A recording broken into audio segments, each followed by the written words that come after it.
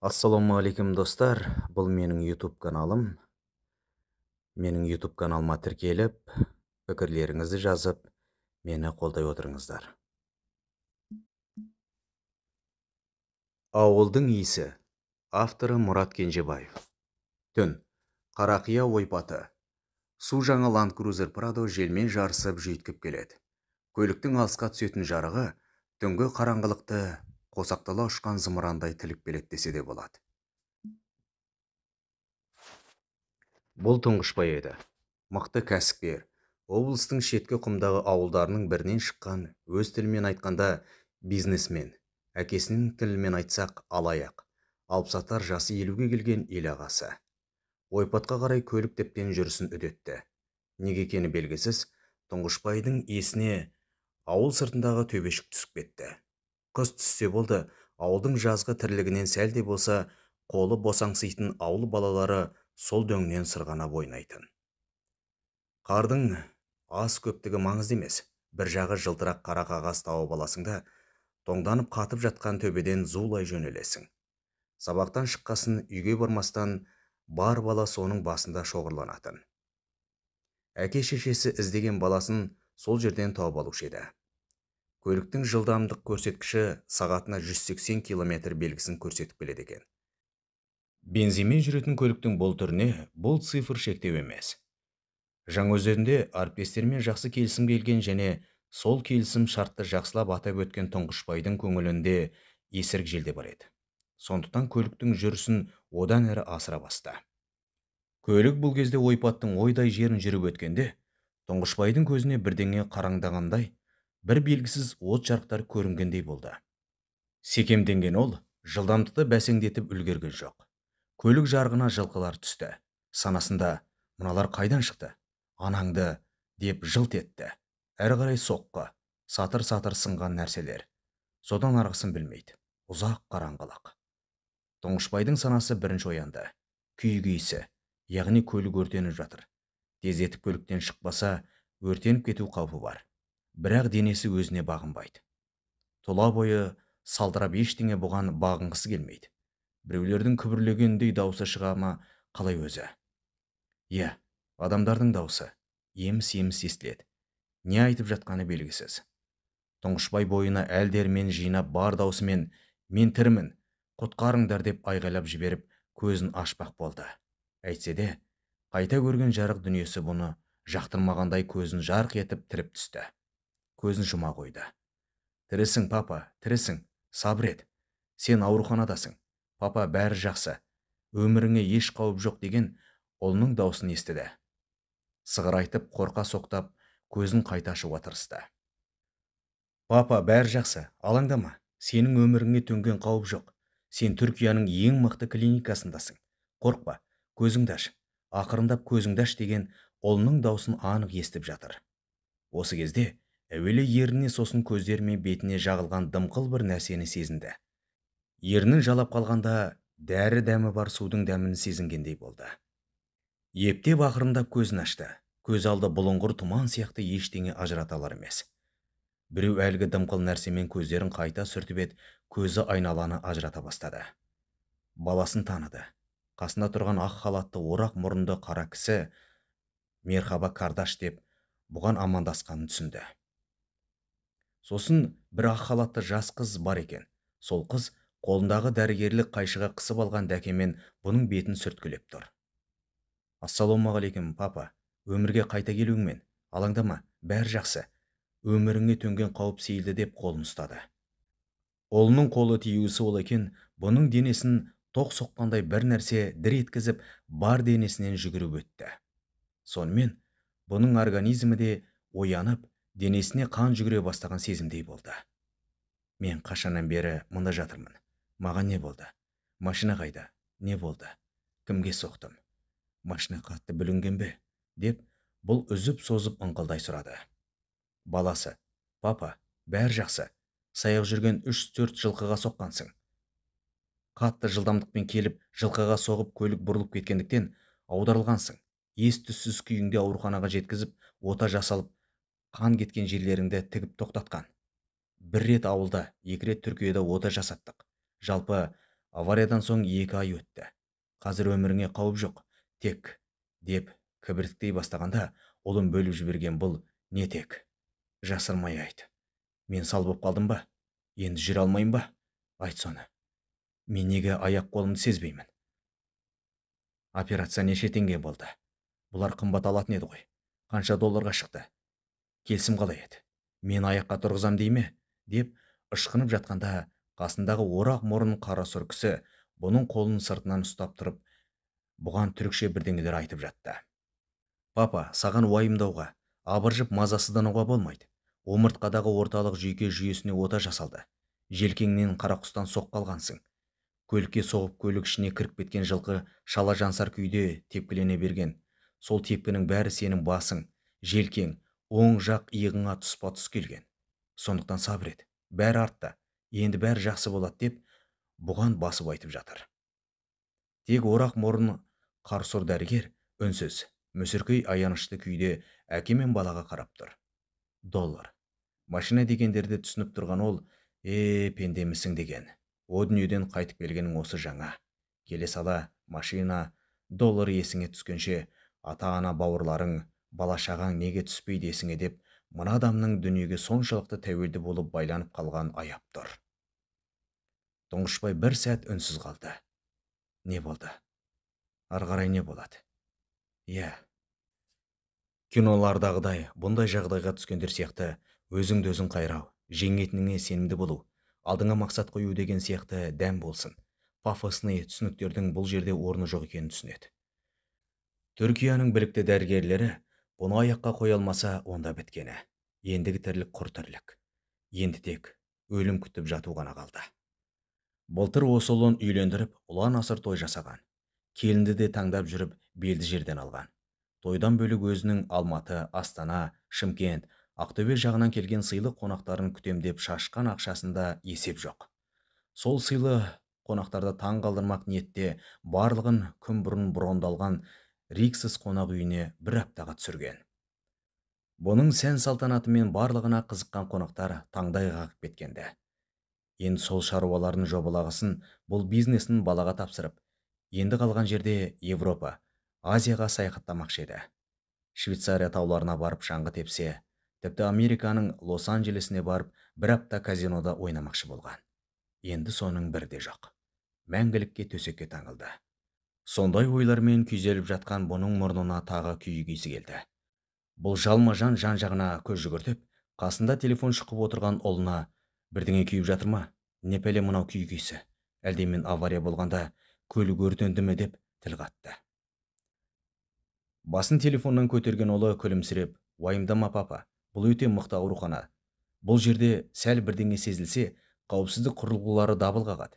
Ең мықты, ең қауіпсіз клиника бұл, деп жұбатып қойды. Мықтыңа болайын. Түркиядан өлген адамдар тіріліп келеді дегені қане?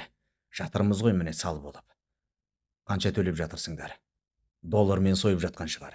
Бас пайдасына жетік халық қой бұлар, деп ренішін жасыра алмай сөйлетті. Прадо не болды? Жөндеуге келе ме? Қайда тұр? Деп көлігін сұрады.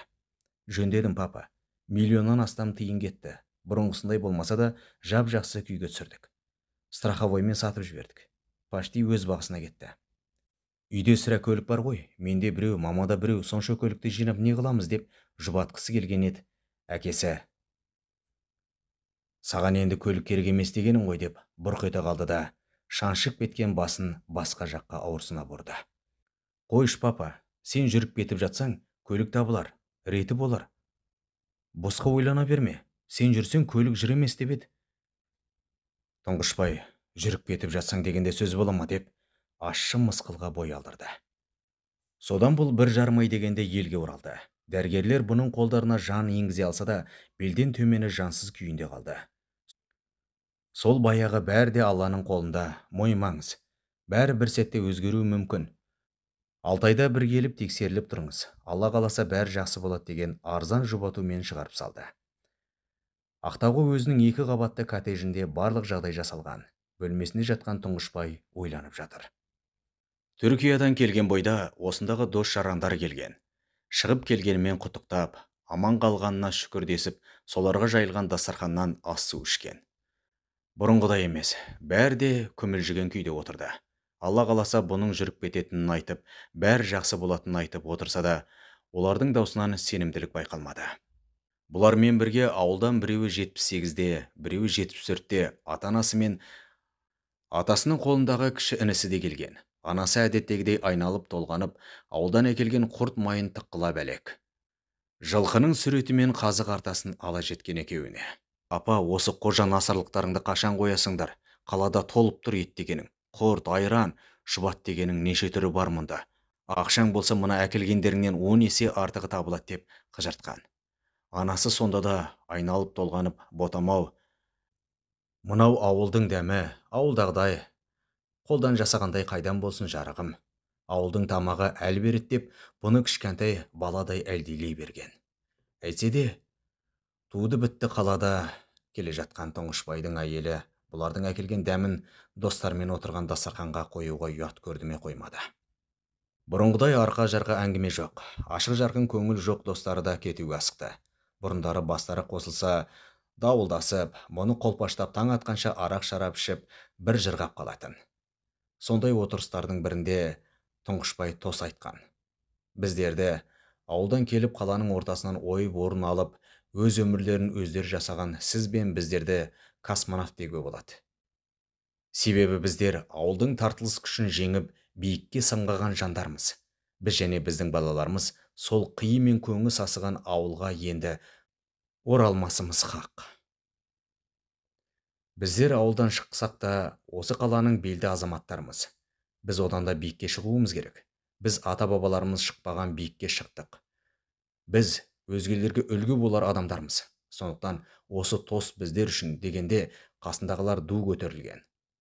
Тек өзімен қатар бірақ басқа ауылдан келген Өміржанның әйелі, ай қайдам, біз ауылдан кетсек те, ауыл бізден кетпейді деп жүр ғой дегенде, бәрі қарқылдай, әйелдер жағы тарқылдай күлген. Тұңғышбай Өміржанның әйеліне қарап, я Ләйла, ондай да бар негізі. Сен де байыңды ауылда өскесін қанша жуынып шайынсаңдар да, қанша қымбат әтір себінсеңдер де, көң иісін ұмыта алмайсыңдар деп жұртты тағы да ду күлдірген. Иә, соның бірі жоқ қазір. Енді қалғаны үйде жатып ажал сағатыңды күту. Бұл күтушіні шақырып, жылжымалы мүгедек коляскасына отырғызуын сұрады. Күтуші әйел жасы 40-тан асқан мүсәпірлеу киінген жан. Күйеу жоқ, 2 қызы жастау, отбасы өте төмен тұрады. Осылардың үйіне жақын жердегі ауылдардың біріндегі тоқал тамдар арасында біреудің сарайын жалдап тұрады екен. Қолдары қарулы, Тұңғышбайды көтеріп түсіруге жететін қайраты бар. Өмірдің ащы тұщысын көрген әйел екенін сездіріп тұрған әйел. Тұңғышбай үлкен адамдарға арналған памперс киетіндіктен оны ауыстырып, бұның артын жуып тазалауға тек осы әйел келісімін берген. Бұның әйелі мен баласы бұның кесірінен шатаяқтап қалған бизнесті қалпына келтіреміз деп шауып жүр. Тіпті түскі асқа да келмейді. Үйдегі келіннің дүкен, салон аралаудан қолы тимейді. Әлі бала туар ой жоқ па әзірге өзгеріссіз. Қызы сонау Алматыда келмейді, телефонмен ғана хабарласып қояды. Тұңғышбай күтушінің көмегімен арбаға отырып терезе алдына барды. Аулада 2018-дің қарашайы. Ағаштардың өңі қашқан, қаланың өңі сондай сұрғылт, тіпті бұны жақтырмай тұрғандай әсер берді. Бұл күндегідей жағдай, терезеге жақындаса болды, сырттағы қызылды жасыл жарнамаға толы. Бұлай да бұлай шапқылаған көліктер легі, анау жақтан бозамықтана көрінетін теңіз бәрі бұған өгей баладай қарайтындай сезіледі. Содан бұл жылжып барып компьютерге отырады. Желдегі өзгеше әлемге еніп кетеді де шаршап ұйықтағанша отырады. Өткенде кетерінде әкесі, әй сен, жата бермей арасында ауылға барып тұр. Бұрын шаруан бастан асады деп жылына тек көрісуге бір күн барып асығып кететінсің. Енді асығар нен қалды? Бар, таза ауаға шық, сергіп қаласың. 4 қабырғаға қарап, өз боғыңды иіскеп отыра бересің бе? Ауылдың ауасы, жанның дауасы. Ата-баба ізін тап, соған табын. Мүлдем жүрмеймін деген ой сені көрге тығады. Сені уайымдап шешеңде түн баласы күрсініп шығады. Қала деп жұлқынып тұратын едің, енді жолының үзілгенде ауылға кел. Мүмкін шапағаты тиер дегенде, бұдан бұрын әйелі шар еткен. Ата, не деп тұрсыз? Соншама қатыгез болуға бола ма? адамның көңіліне қарамайсыз ба? Жолының үзіліп деген не сөз?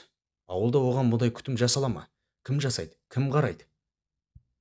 Мұнда дәрігерлердің бақылауында күтушісі бар. Тыныштық керек бұған. Ауылға барса не болатынын білесіз ғой. Күнде қонақ.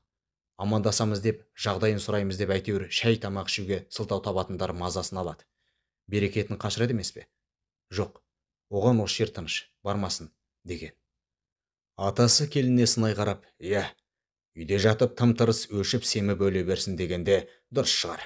Іс қимылсыз жата берген адам жауыр болады, еті қашады. Мына төрт қабырға сорып діңкесін құртады. Иә, әрине бұл зәнталақ менің балам болса да, сенің байың, енді мүгедек байың. Сойып сатам десең де, өз еркің қарағым. Бірақ сен менің білетінімді білмейсің. Менің білетінім, адам түп қазығынан ажыраса адам емес. Түп қазық деген ата салт дәстүр, ата-баба тынысын сезіну қарағым. Жақсы, 80-ге жақындағанда сенмен сөз сілкілесіп тұрмаймын. Өздерің қараңдар, дегенде шыға берген. Міне, енді бүгін көңілі құлазып сөйлесер адам жоқ. Компьютерден жалыққан Тұңғышбай терезе алдында отыр. Сол күні кешкісін бәрі жан-жақтан жиналып асханада шай ішіп отырғанда, бұл оларға қарап, мен ауылға барып келейінші. Ауылды көрейін, балалығымды еске түсірейін. Мына баланы ағайындармен таныстырайын. Келінде түскелі ауылға барған емес. Оны да ала кетейік деп еді, әйелі шайға шаш алып қалды. Бала үнсіз. Тек келіннің көзінен қуаныш оты көрінді. Ауылға ма? Қашан барамыз? Онда қызық шығар деп желпіне бастаған келінге Тұңғышбайдың әйелі: иә, керемет. Отын жарып, құдықтан су тасып, отқа нан пісіріп, қидың иісіне көміліп келесің. Күні бойы үстіңе 100 жыл болған халат, аяғыңа керзі етік киіп, малдың қиын басып жүріп шаруа істейсің де, кешке шайға қанып болмайтын 60 ағайынға шай бересің. Сен өзі жер столда шай ішіп көріп пе едің? Күйлеш болып ас пісіріп келгеннің бәріне тоңқайып сәлем еткенде қызық па деп келінді бір үркітті де күйеуіне қарап: сенің не, жатқан жеріңнен су шықты ма? Ергесің сен осы үйде отырып алып, иә? Ана қарыздардан қалай құтылам деп күндіз күлкі, түнде ұйқыдан қалып жүрісіміз мынау, соңғы рет салонға қашан барғанымызды ұмытып. Дұрыс адамдармен дұрыс дәмханада қашан ас ішкенімізді ұмытуға айналдық. Нең бар ауылда? Не жоғалттың? Отырмайсың ба үйде деп шамдана сөйлеп жатыр еді. Ұлы тұрып: мам, болды, қоя ғой. Папам барам десе апарып қайтамыз. Ангелинаны да ала кетеміз. Көрсін, бұған ауыл деген романтика. Ал менің былтырғы құнаным жақсы ат болды деді атам. Соны көріп, атпен серуендеп келеміз. Папа дәрігерлермен сөйлесіп, сенің дәрілеріңді алып жолға шығамыз. Мама, сен ашуланба. Жұмысыңа мен онлайн көмектесіп отырам. Ауылда сет бар, газ жүргізілген, цивилизацияның ішіндеміз ғой, уайымдама, бәрі дұрыс болады деп бір қайырды. Мамасы өздерің біліңдерші деп қолын бір сілтеп орнынан тұрып бара жатып, көзін бір сүртіп өтті. Сонымен бұлар жолға дайындалды. Сонымен бұлар таңертең 8-де шыққаннан асықпай жүріп отырып, аудан орталығынан да шалғай жатқан ауылға түс қайта 4-терде жеткен. Алдын ала телефонмен сөйлесіп отырған бұлардың келуі жаңалық емес еді. Бірен-саран адам болмаса, көпшілігінің хабары бар еді.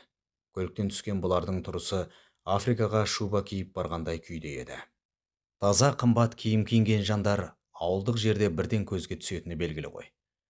Айналайын ботам деп анасы жетті ең алдымен. Бұл кезде Тұңғышбай креслоға отырып үлгерген еді. Келе баласын құшақтап айналып толғанып жатқан анаға басқа ештеңе қызық емес еді.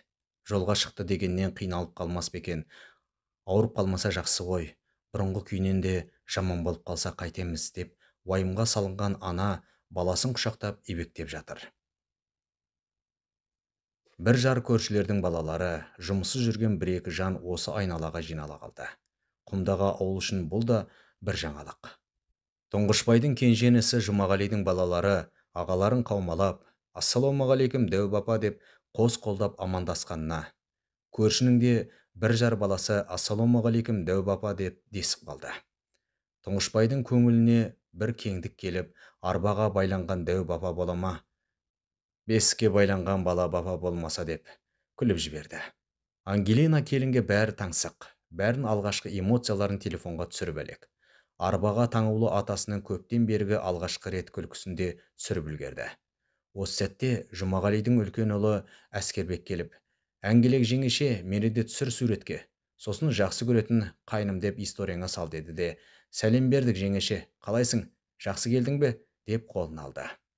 Суретке түсіріп, бір жағынан өзінен үлкен ау дегендерге сәлем ету рәсімін жасап тұрған Ангелина бұндайды да күтпегенді. Сосын жинақталып сөзін жұптап, «Әшөк, айттым емес пе? Менің атым Ангелина. Ал әңгелек деген қауын екен ғой. Сен жынды мені қауын дегің келіп жүрме?» деп күліп, қолын алып бетінен сүйді.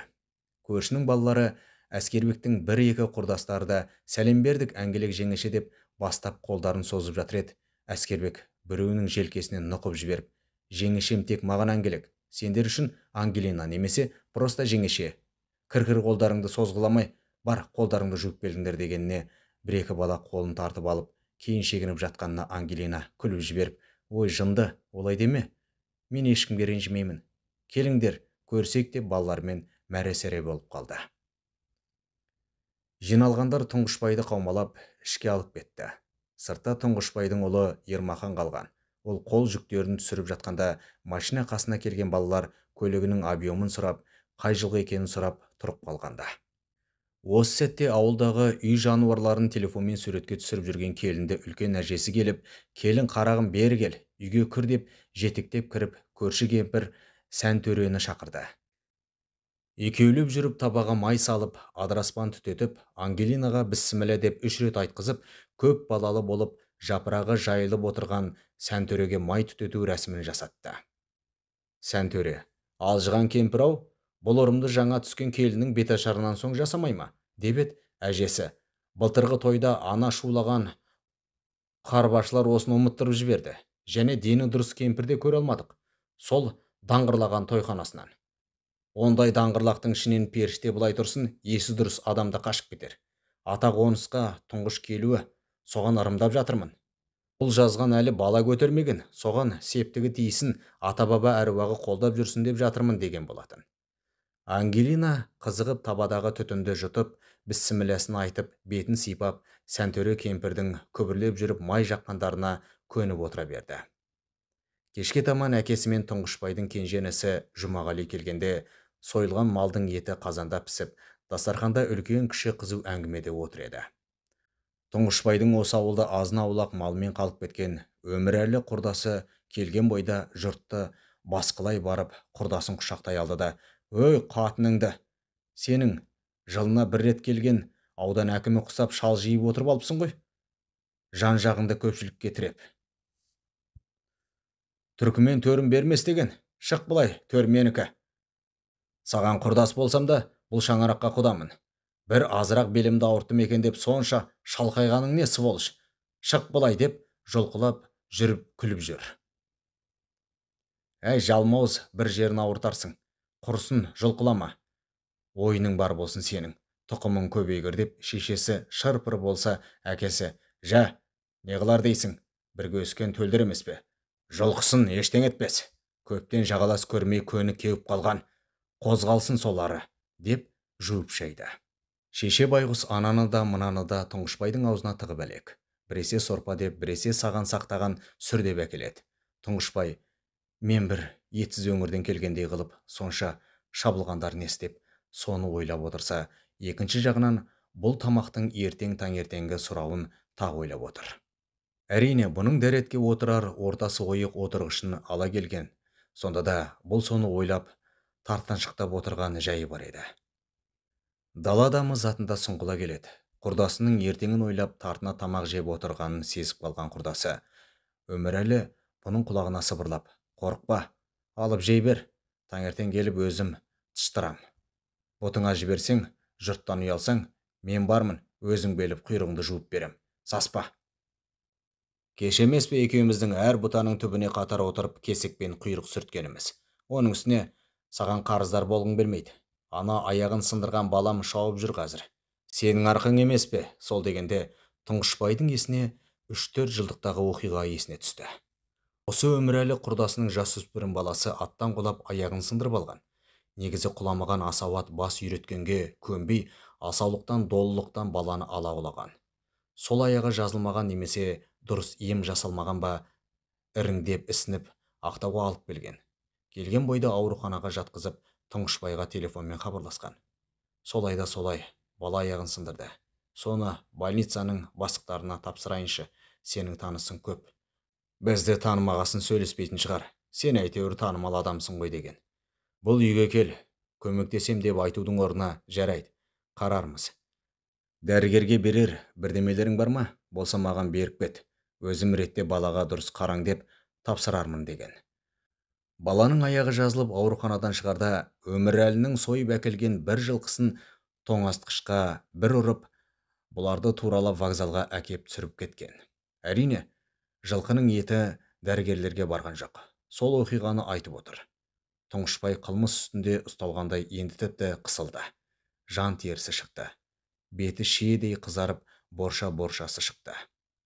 Сезімтал байғұсана баласының жағдайы қашқанын бірден сезді. Жолдан шаршап келді деген желеумен асты жылдамдатып беріп жұртты таратуға асықты. Орташалау бөлмеге қой жүнінен жасалған көрпеше салып, жүннен жасалған көрпемен баласын жауып тастады. Қол созым жерге өзіне төсек салып түнімен қарап жатты. Апау, маған бұлай алаңдамасаңызшы, мүгедек болсам да бала емеспін ғой. Бір нәрсе керек болса, Жұмағалиді шақырам ғой, болмаса балдар бар ғой. Не істеп жүрсің? Мені бір бала сияқтандырып, десе де сөзінде бір ризалық бар. Ананы мынаны ойлап, қой жүнінен тігілген өзіне таныс көрпе иісін иіскеп ұйықтап кеткен. Ол таңда өте жеңіл оянды. Таңертең інісінің көмегімен қол арбаға отырған Тұңғышбай шайден соң сыртқа шықты.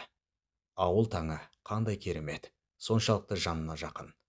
Әр жерде ала көбең қар жатыр. Шашылған қи көңді текпілеп, тауықтар мен қатар құстарда жан таласып тамақтауып жүр. Әне өріске кеткен енесін іздеген бұзау мөңіресе, қорада өріске шықпай қалған бірлі жарым қой маңырайды.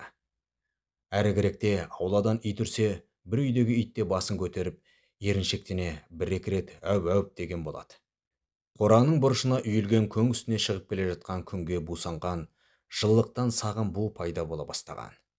Анасы қазан ошақ қойылатын жазғы асхана жақта жер ошақ маңында күйбеңдеп жүр. Қасында Аделина келін ауыл тірлігіне қолайлы киім киіп көмектесіп жүр. Келіні бұны байқап қалып, сәлеметті де әжесіне қарап айналып кетті. Қол арбасын қолмен итеріп әуелі ауланы аралап, өзіне таныс дүниені кезіп, түрлі естелікке беріліп жүрген бұны анасы шақырды.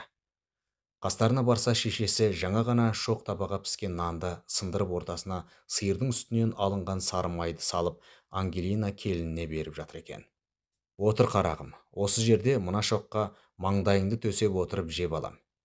Сен де кел деп Тұңғышбайға да дәл солай қылып берді. Ангелинаға қарап, әлгі ермақаш ұйықтап жатыр ма? Ұйықтасын, оянғасын ана піскен сүтпен мына нанға май жағып береміз. Сен ұялма, же қарағым. Ауылдың шоққа піскен наны сіңімді, құнарлы болады. Ұялмай жеп ал деп, келінін бір айналып толғанса, баласына қарап, төкешім, тұңғышым, сенде осылай піскен нанды жақсы көретін едің ғой. Бала кезіңде маған көмектесіп жүріп, осылай жеуші едің деп жатқанда, келіні орнынан тұрып, бұрышта ілеулі тұрған қураған адыраспаннан бір уысын отқа салып жіберді. Сосын иіскей бастады. Тұңғышбай да келіннің қылығын қызық көріп отқа жақындай түсті. Бұларды осылай тастап, шешесі сүріне қабына бір жаққа асығыс кетті. Атасы мен келіні шырт-шырт жанған отқа, адыраспан иісіне елтіп отырып, бір таба нанды жеп қойғандарын сезген жоқ. Тұңғышбайдың анасы Ангелинаның әже енесі қасына сәнтөрені ертіп келген кезде, Тұңғышбайда келінде борша-боршалары шығып терлеп отыр екен. Көпті көрген сәнтөре кемпір, Құдай, аталар, Ақсарбас, мына келінде тіл көз болған ғой. Бұны солар қысып жүрген екен. Бұйырса кетті сол пәле. Жергасын өзі де білмеген екен, енді табылды. Сен қатын сүйіншімді дайындай бер. Шөберелі боласың, ошақ байлы боласың. Тап осыным келмесе түкір бетіме деді. Нәресте баламай, ашық-шашық орамалсыз, жеңсіз киіммен жүресіңдер. Адамның көзінің сұғы болатын білмейсіңдер. Тфә, Тфә, сүп, сүп! Бисміллә қолдай көр деп, әбден адырап, терін сүрте алмай тұрған келінді шетірек отырғызды. Тұңғышбай сезіп отыр. Иә, дәл осы иіс авария болғалы мұрнына келе беретін осы иіс. Түркияда да тастамаған осы иіс. Ауыл нанның иісі, шоққа піскен нан иісі, адыраспанның бойға сіңір ғажап иісі. Құдай-ау, сонда не? Ата-баба аруағы ұрпақтан ұрпаққа жететін ұлағат жібі дегені шынымен болғаны ма? Осыдан 40 жыл бұрын мұрныма сіңген ауылдың, ошақтың иісі мені тастамай жүргені ме? Бұл не құдірет соншама, деп ойға шомып отыр.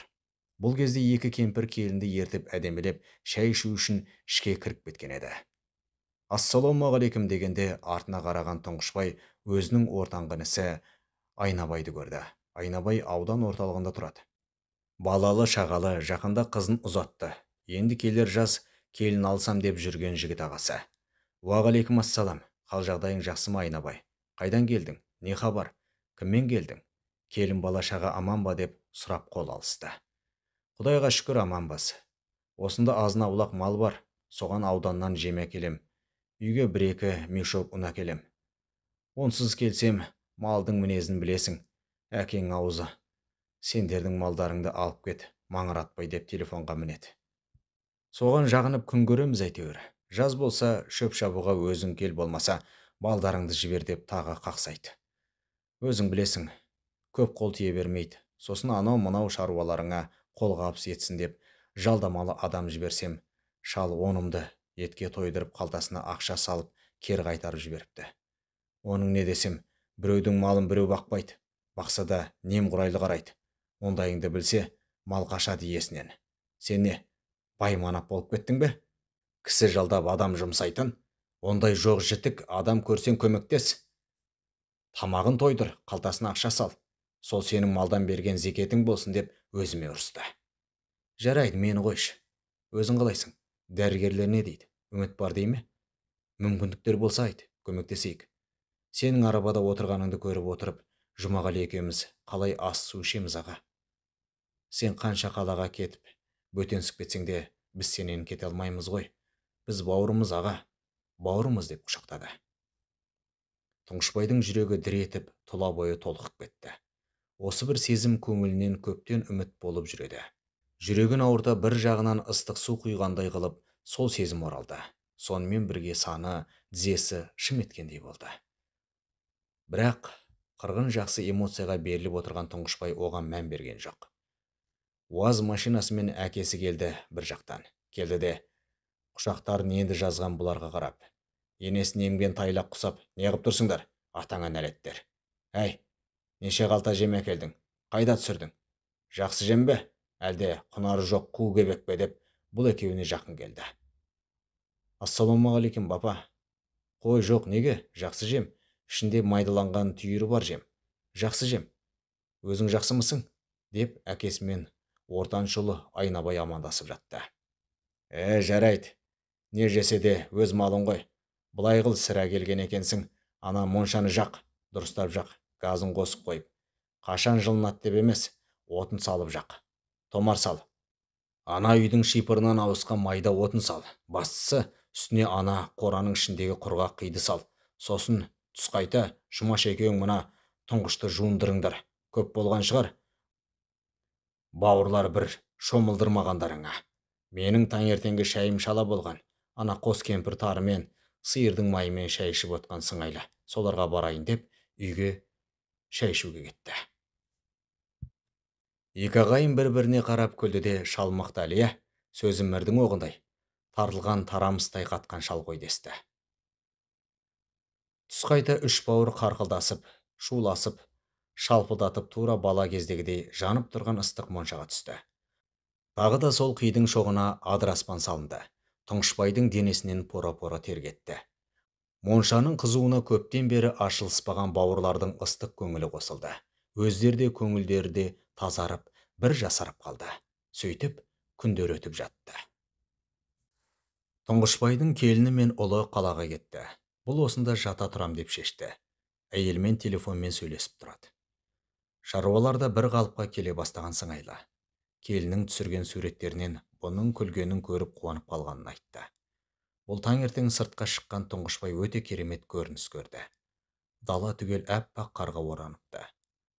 Қатты қалың болмаса да тегіс әппақ, әлі де қылаулап тұр. Есіне әлденелер түскен бұл Жұмағалидың кішкентай ұлы мен қызын ертіп алды да, бірін арбаның алдына, бірін арбаның артына тұрғызып қойып, баяғы өздері ойнайтын төбеге тартты. Ол төбе асып кетсе, 1 шақырымнан көп емес еді. Расында ет қызумен білінбесе де, ауылдық жерде қол арбамен жүру ауыр соқты. Одан қалса 2 кішкентайды мінгізіп алды. Төбеге 600-700 метрдей қалғанда Өмірәлі көк соққан кездесті. Көк соққан, қалада джиппен аударылып өлмеп едің, енді ауылға келіп, арбадан аударылып өлейін деп пең? Мынауың не сенің? Аз болса, жолаушы салып алғансың деп, келіп аттан түсіп, бұны 1-2 рет жұлқып алды. Бұл да жөніне отырмай, сені малға кеткен болса, өзі жоқта қатынын жәукемдейін деп бара жатыр едім. Мына екеуіне қарауыл қаратып қойып, сен әлі ләйлеңдеп ауылда жүр екенсің ғой, кетсеш бар, малыңа деп, қолын сілкіп-сілкіп жіберді. Қарқылдап күлген Өмірәлі, менің дәрігерге берген жылқымды жәукемдегендей, енді қатынымды жәукемдегің кеп жүрме? Құдай бар, осыдан сен жүріп, сол тірлікке жарап жатсаң, саған бердім сол қатынды деп, шын көңілмен күліп тұр. Екеуі әңгімелесіп отырған бір кеште бұл болған оқиғаны айтып берген. Дәрігерлер парасызда баланың аяғын емдегенін, бұның беріп кеткен жылқысы солай тоңазытқышта қалып, соңында ет сататындарға өткізіп жібергенін айтып, кешірім сұраған. Қаласа әкесінің семіз бір жылқысын алып беретінін, болмаса ақшалай қайтаратынын айтқан. Бала кезден бір өскен дос емес пе? Өмірәлі ол кезде де қарқылдап шын көңілмен бір күліп айтқаны. Құдай қарасайын десе қиын емес екен ғой, өзің түстің торыма. Сол бала үйленгенде сен бас құда, ана ақшы ортан қатының бас құдағи болып бересіңдер. Соған келіссең көнем деген. Бұндай әңгімеден соң Тұңғышбайдың көңіліндегі қатқан күдік жібіп көзіне жас келіп, кешір деуге ұялып, өлсем күнәм мойнымда кетеді ғой деп жүруші едім. Енді сен ренжу былай тұрсын, бас құда мәртебесін бермексің. Рахмет досым, деп құшақтай алғанда Өмірәлі, тәйт, жоқ бол. Не мұнау? Қатын құсап сорасын ағызған. Не болыпты? Бір жылқы. Бөрде жек кетеді оны. Оның қасында бір әжетіңе жараса болыпты да, әбден риза қылған мұны. Міне екеуі талай бірге барған ойын төбенің жарты жолында тұр. Тұңғышбай, Өмірәлі, ана төбе есіңде ме? Қыс болса соған барып сырғанаушы едік қой. Жаз болса соның айналасында қыздармен ақту көкту ойнап, талай айлы түнде армандасып отыратын едік қой. Соған бара жатырмын. Балалығымды сағындым, деді. Өмірәлі төбеге бір қарады, мал кеткен өріс жаққа бір қаратты. Жарайды, қазір мынатты ауланың қасына байлап келейін. Өзім апарам сені, деп 6-7 үйі былайырақ тұрған үйіне кетті. Бұлар қарап тұрмай, арбасын қолмен итеріп төбеге қарай беттей берді. Тұңғышбай тырысып келеді, терлеп келеді. Бала кезінде келіп кеткені білінбейтін бұл ара қашықтап кеткендей жеткізер емес. Арттарынан алқынып Өмірәлі жетті. Қолында дермантин ба, былғарма бірдеңелер бар. Біз сырғанамасақ та, мына балалар сырғанасын деп, алып келдім деп, екі езуі екі құлағында ырыс-ырыс етеді. Өмірәлінің көмегімен төбенің басына тез шықты. Төбе басынан ауыл алақандағыдай көрініп тұр. Бұрынғы ескі үйлердің орнын жаңа үйлер басқан. Көк, қызыл, жасыл, қаңылтыр шипырлар көбейген. Бұрынғыдай бар мұржадан будақтаған түтін көрінбесе де, ішінара әр жерде бар екен. Осы кезде Өмірәлі қолындағы екі былғарысын жерге төсетті. Мұрның барда, бірсің бір деген, өлсем өзім жауап берем. Кел, отыр деп, Тұңғышбайды былғарға отырғызып, өзі артынан құшақтай отырып, төмен қарай сырғанап кетті. Тұңғышбайдың белі ауырып, құйымшағына 1000 сан ине тыққандай болып, ауырсынып, бір жағынан көптен мынандай жылдамдықпен қозғалып көрмеген оның көздерінен жас парлап кетті. Төменгі қарай түскендерін сезбей қалды. Өмірәлі құйрығымен батпаңдап отырып қалған бұған қарап, не болды? Бір жерің ауырып кетті ме? Не болды? Жамбасың жабысып, жарып отырсың ғой. Бірдеңе деп өлтірсе, сволыш деп жан ұшырып жатыр. Тұңғышбай жас шуып кеткен жүзін көтеріп, белім, құйымшағым бәрі ауырып кетті. Бірақ білесің бе, сондай рахат. Бар өмірім көз алдыма оралды. Өмірәлі досым, қолың боп кетейін. Тағы бір рет сырғанайықшы деп жалынып отыр. Өмірәлі, қой құрысын. Өлтіріп алсам ана ақшортан қатының маған қаларда, екі қатынның ортасында есім шығып кетер. Қой жоқ, бүгінге жетер деп тұр еді. Өздерімен келген екі сәбидің үлкені төмен қарай шалбарымен сырғанай жөнелді. Зулап келіп, жүрелеп отырған Тұңғышбайға соқты. Тұңғышбай ауырсынудың орнына қарқылдап күліп баланы құшақтай сүйіп, балам-ау, рахмет саған. Ем дәрілерім ғой бұлар менің, деді. Бұлар сүйресіліп жүріп төбе басына қайта шығып келе жатыр еді. Өздері қатарлас бір кісі келіп қосылды. Сол көмектесіп болғасын, Тұңқа, мені таныдың ба? Шуақпын ғой. Сендер мені төбелескенде қызға барғанда ылғи шошайтып қарауыл қып қоятын едіңдер ғой. Содан мені жұрт шошақ деп кеткен еді, деп ыржиғанда баяғы қалқан құлақ үнемі тақырбас жүретін бала көз алдына келе қалды. Шуақ, бауырым, әрине таныдым. Енді таныдым. Шуақ десе шуақсың ғой деп отырған жерінде құшақтады. Содан тағы бір сырғанады, сосын тағы. Сол арада ауыл балалары жиналып, кім не тапса сонымен сырғанай бастады. Төбенің басында сет жақсы ұстап тұр екен. Тұңғышбай әйеліне видео қоңырау шалды. Бұндайды күтпеген әйелі шошып кетті. Не болды? Ауруың күшейіп кетті ме? Дәрігер шақырдың ба деп бастырмалатып жатқанда Тұңғышбай қарқылдап күліп, жоқ қатын, қайдағы дәрігер? Сырғанап жүрміз. Саған айтып едім ғой, ауыл маңында төбешік бар. Сол төбеден сырғанайтын едік деп. Міне, сол төбеде ойнап жүрміз, деп күлкісін жалғастырды. Жынды ма мынау? Сырғанаған несі? Сен не, бала боп кеттің бе? Бүкіл ем, уход, күтім бәрін насмарку жібердің ғой деп бажылдап жатса, телефонға үңілген Өмірәлі, сен қатын, бажылдама, байың өлсе маған тиесің. Міне мынау растап отыр. Ауылға келіп малға салам. Так что байым өлмесін дей бер. Ал біз кеттік деп Тұңғышбайды құшақтай тағы сырғанап кетті. Ей, жындылар, ес ауысқан ба мына ауылдың? Тұңғышбай, алло, қайда кетті мыналар деп әйел қалды бажылдап. Содан түске жақын бұлар сулары сорғалап үйге жетті. Ыржалаңдап, арс көрсетіп Өмірәлі арбаны итеріп келеді. Алдарынан Тұңғышбайдың анасы шықты. Тұқымың өскірлер, не істеп жүрсіңдер? Ауылды шулатып. Аз болса қаладан келін соғып жатыр қоймай. Бағана барып желкелеп алып келейін деп едім, мына шал жібермеді. Желдер шықсын деп. Не болды енді? Ертең жатасың қозғала алмай. Ана елің тыңдамай жатыр. Обезболивающий деме бірдеңе салсын, болмаса түнімен ұйықтай алмайды, ауырып деп.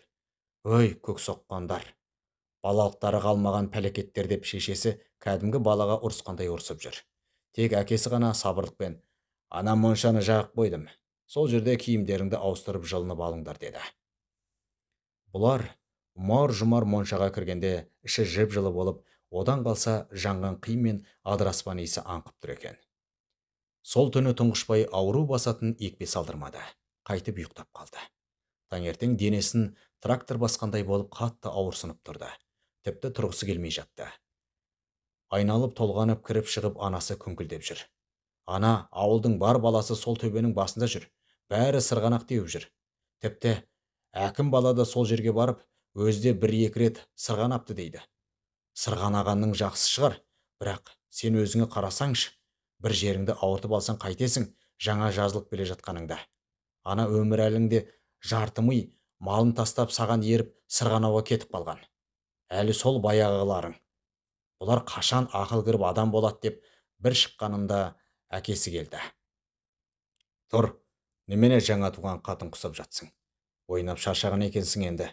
Ойнап тұрмайсың ба, атаңа нәлет. Шайыңды іште шық. Шабан торыны ертеп қойдым. Атқа мінесің, даланы көріп білесің. Бол жүр деп зіл тастап кетті. Анасының айналып толғанғанына майда еріп жатыр еді. Әкесінің сөзіне ширыққан бұл ауырсынса да тұрып отырды. Бір қолмен арбасын жақындатып өз отырды. Анасы кіріп келіп, Құдай-ай, та қайда барасың? Жатсайшы, Құдая тоба деп. Әкең айта береді, жат, шықпа. Шаршағаның кетіп, денеңнің ауырғаны басылса, шығарсың сосын деп жатыр. Тұңғышбай, жоқ апа, әкем дұрыс айтады. Осыдан аянып жатып қалсам, жатып қалам. Темірді қызған кезде соғайын. Атқа отырып көрейін, деп бөлмесінен шығуға беттеді. Беті қолын жуып, шай ішіп, оразасын ашып, сыртқа шығып еді. Шынымен ауыл арасына жүкке мінетін шабанатты ертеп қойыпты. Арбасымен қасына жақындап, кім көмектесер екен дегендей жан-жағына қарап еді, ешкім көрінбеді. Әкесі анандай жерде өз атына мініп тепсініп тұр. Атаңа нәлет, жасық неме. Жараланып жатып, атына сүйретіліп мінетін қазақтың баласы емессің бе? Жұмсақ кресло, жұмсақ машинаға жаман үйренген боз өкпе. Міне алмасаң қоя қой. Бар, ана шешеңнің жылт басын ішіп үйде отыр деп, өзі атын бұрып, шоқта шауып кетті. Тұңғышбай намысқа тырысты. Әрине, әкесінің бұның жігеріне жел беріп, намысын қайрап тұрғанын түсініп тұр. Құрысыншы деп, қоя салғысы келді де, жоқ. Сен шалға ерегіскенде, мінем деп, арбасынан тіке атқа тырмысып міне бастады. Міне алмай, әуреленіп, терлеп, тепшіп жатыр еді, телефоны шырылдады. Әйел екен. Анау мынауды айтып, жағдайын сұрап болғасын, бұған, саған жақсы жаңалығым бар. Келін екіқабат екен. УЗИ подтвердить етті. Ол дейді. Бала жақсы дамып жатыр екен. Құда-құдағи мәз болып жатыр. Келін айтады, ауылда шоққа піскен нан жеп, адыраспан ескеген түні түс көріпті. Түсінде шашымның арасында ала жіп бар екен. Соны бір шал келіп алып, бар балам, енді жолың ашық, ештеңеден қорықпа, өзім қарап тұрам деп, бір бөлмеден шығарып жіберді дейді. В общем, ауыл жақсы пайда еткен екен. Так что дедушка дайындал, ауылда немереңді атпен серуендетуге деп телефонды қоя салды. Бұл орнынан жұлқына тұрып атқа ет бетімен асылып мініп дұрысталып отырды. Апау, апа, деп анасын шақырды. Бәрін терезеден көріп тұрған анасы жүгіріп шықты. Не болды, ботам? Бір жерің ауырып кетті ме дегеніне, жоқ апа, бұйырса, шөберелі боласың. Ат ұстар болады. Соған атқа мінуді үйретуім керек. Мен кеттім, әуелі өзім үйренейін, деп ауылдан шығып кетті. Ат жүйрік болсын, шабан болсын, бірінші мінгенде қазақтың көңілін көтеріп, мерейін өсіреді. Сондай көтеріңкі көңілмен ауылдан шыға бергенде артынан сигнал басып, Нива көлігі қуып жетті. Бұл ауыл әкімі болатын. Ассалаумағалейкум, Тұңғышбай аға. Қалайсыз? Қал жағдайыңыз жақсы ма? Менің атым Темір, ауыл әкімі едім. Сіз танитын баяғы Шалқарбайдың баласымын, деп танысты. Уағалейкум ассалам, Темір інім. Иә, әкеңді де танимын, шешеңді де танимын. Дұрыс, өркенің өссін. Өзімде барам ба деп жүредім, жақсы келдің. Амансыңдар ма? Қалай, бала-шаға, келін бар шығар деп іш тарта сөйледі. Иә, шүкір аға, рахмет. Кеше Өмірәлі ағадан бір жақсы әңгіменің үшін естіп қалып едім. Соған қуанып жатырмыз. Сонда әңгімелесейік деп баруға, сіз науқас адам болғасын ыңғайсыз да көрдім. Сол әңгімеңіз рас па? Соны аузыңыздан естейін деп едім, деп сенімсіздеу бұған қарады. Иә, бір әңгіме бар рас. Балалар алаңы туралы ғой. Сондай бірдеңе жасап берем деп едім. Соған ана төбенің маңынан жер сұрамақпын. Сол жерді ертең мартқа дейін бөле алсаң жақсы болар еді. Қаржысын түгел мен көтерем. Айналасын қоршап, жерін тегістеп, күн жылынғаннан ағаш, жеміс ағаштарын егіп бастай береміз. Ортасына газон төсеп, мал кірмейтіндей қылып, қоршап ішіне әткеншегі бар, басқасы бар дүнияларын алдыртам. Ауыл балаларына жазда ойнайтын жер керек қой. Соны қыста сырғанап ойнайтын төбеге қалай ұйқастырамыз, соны ойлан. Шетрегіне су құятын қазан қойсақ, водовозбен толтырып отырамыз ағаштарды суғаруға. Оларда менен болсын. Жауапкершілігі бар, қолы бос бір адамды сен тап, ағаш суғаруға, қарауыл болуға. Айлығын менің фирмам төлейді. Жалпы болашақта кішігірім фонтан ұйымдастырсақ.